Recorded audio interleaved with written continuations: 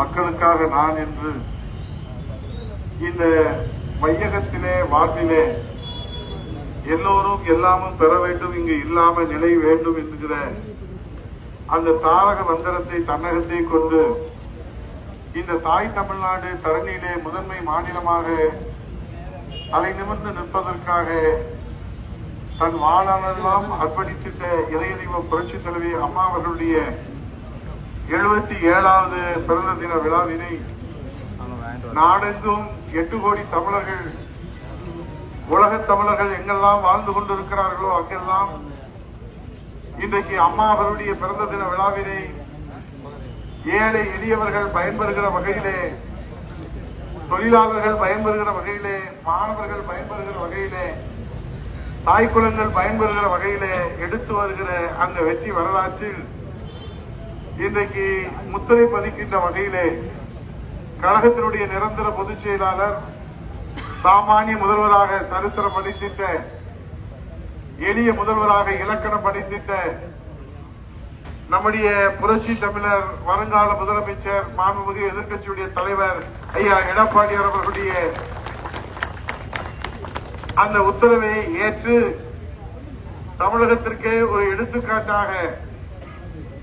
இன்றைக்கு காலையிலே மருத்துவமனையிலே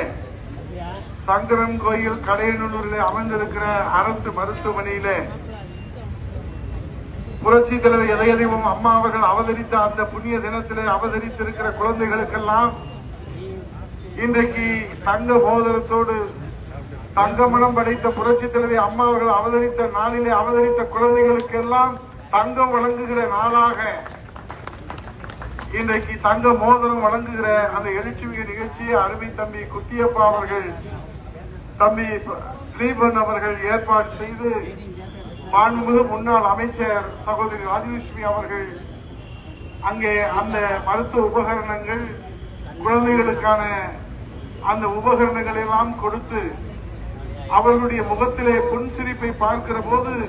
எங்கள் தெய்வ தலைவி புரட்சி தலைவி அம்மாவுடைய புகழ் இந்த தரணியிலே நிலைத்திருக்கும் என்கிற வகையிலே அதைத் தொடர்ந்து இன்றைக்கு ஆயிரக்கணக்கான இந்த தொழிலாளர் தோழர்களுக்கு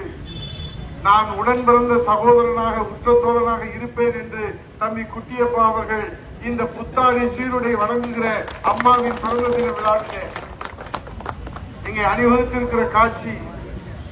ஆயிரக்கணக்கான ஆட்டோ தொழிலாளர்கள்